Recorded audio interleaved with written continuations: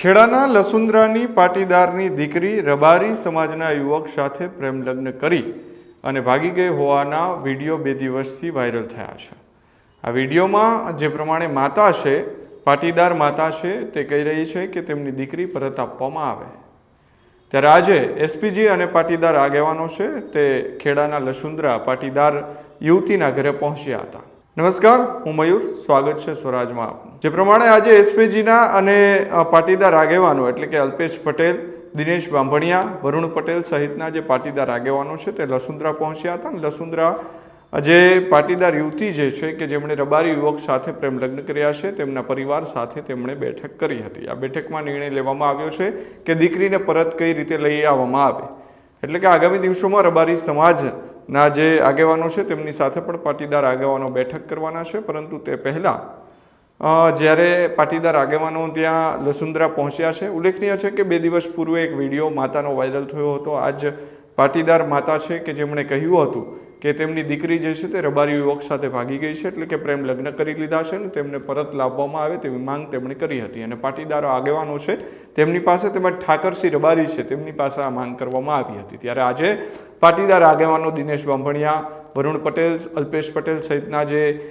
પાટીદાર આગેવાનો અને એસપીજીના જે આગેવાનો છે તેઓ તેમની ઘરે પહોંચ્યા છે અને તેમની ઘરે બેઠક કરવામાં આવી છે અને બેઠકમાં નિર્ણય લેવામાં આવ્યો છે કે આ દીકરીને કેવી રીતે પાછી લેવામાં આવે।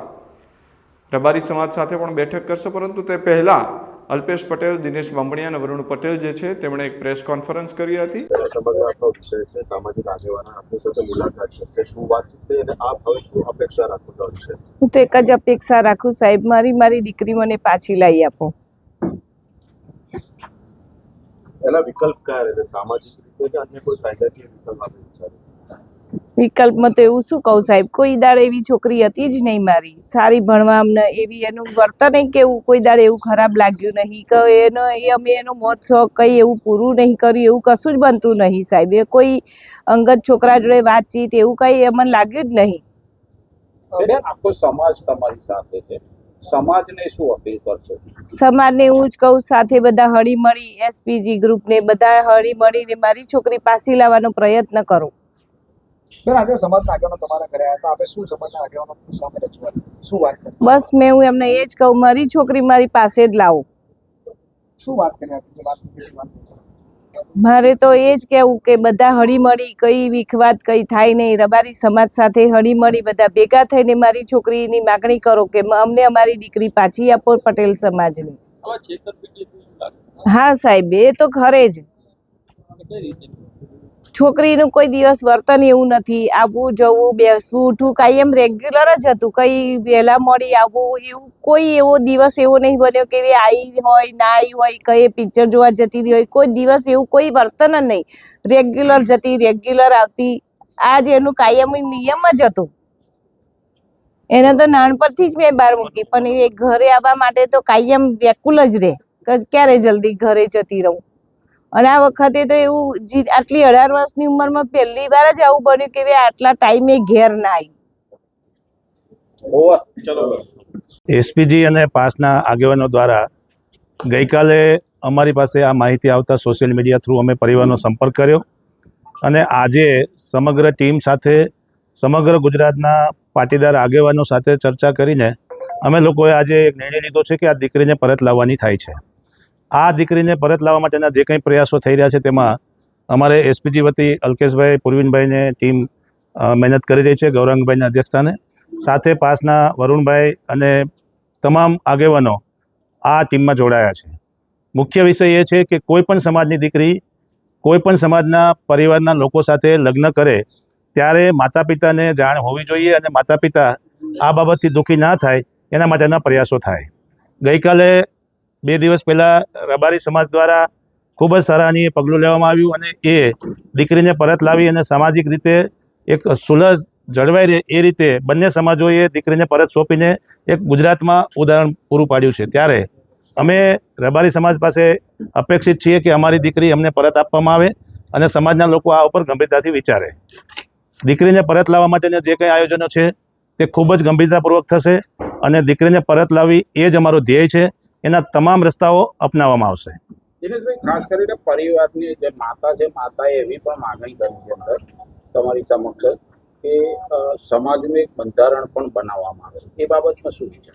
સામાજિક વિચારણાનો અને બંધારણનો વિષય અમારી ધાર્મિક સંસ્થાઓ, સામાજિક સંસ્થાઓ બધા લોકો એમાં પ્રયાસ કરી રહ્યા છે અને આગામી દિવસોમાં એ પણ વિષય આગળ લેવામાં આવશે.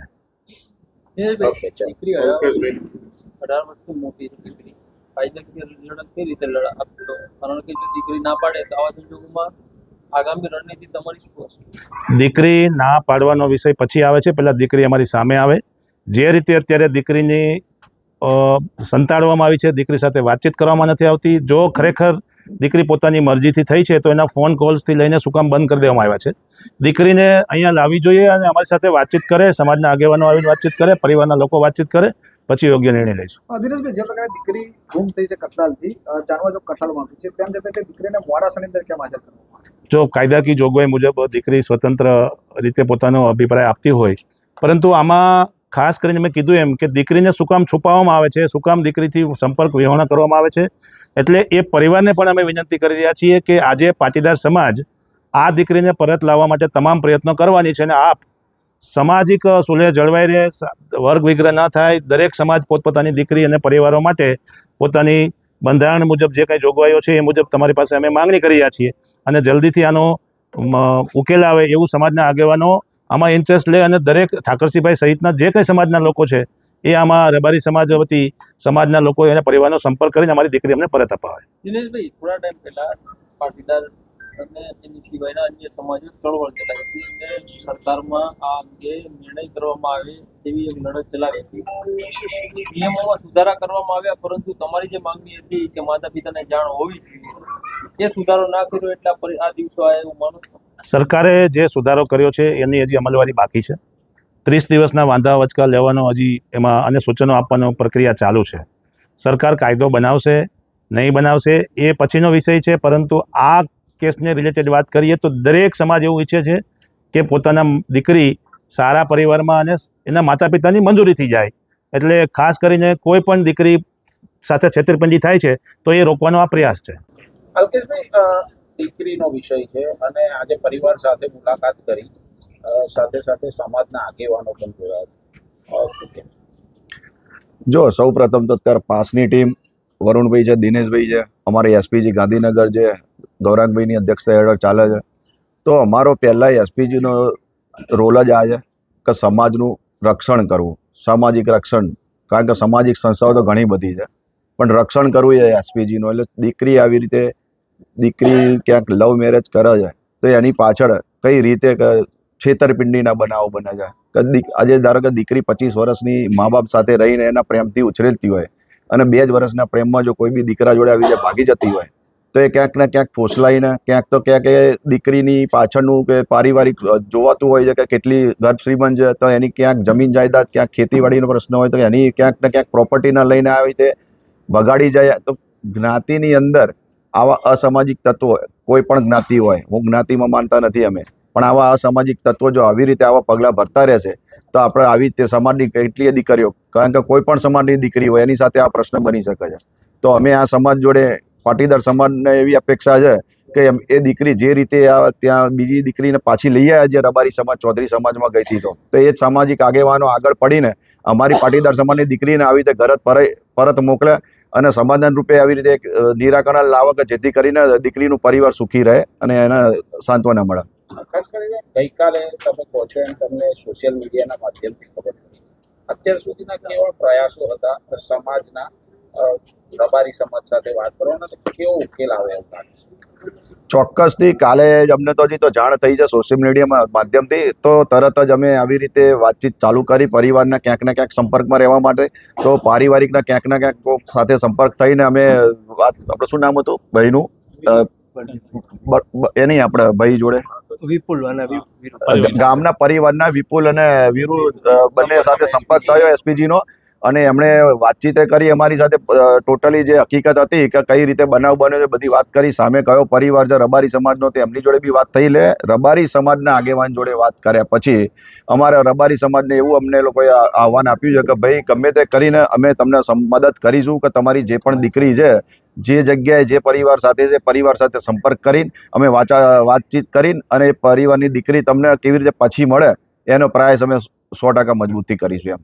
ઠાકરસિંહ વાત થઈ. હા, ઠાકરસિંહભાઈ જોડે વાત થઈ ને અમારે રૂબરૂ. પૂર્વિનભાઈની વાત થઈ, મારી વાત થઈ છે, વરુણભાઈની વાત થઈ છે, તમામ અમારા મેમ્બર્સ ઘણા જે બી છે અમારા હોદ્દેદાર બધાને વાત થઈ છે. અને અહીંયા લગભગ અહીંયાથી અમે મળીને પરિવારને મળીને એમની સાથે જ અમારે સાંજે મુલાકાતનો સમય આપેલો છે.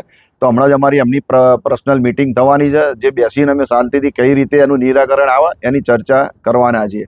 સામાજિક સૌહાર્દ ન બગડે માટે આપણી કોઈ અપીલ?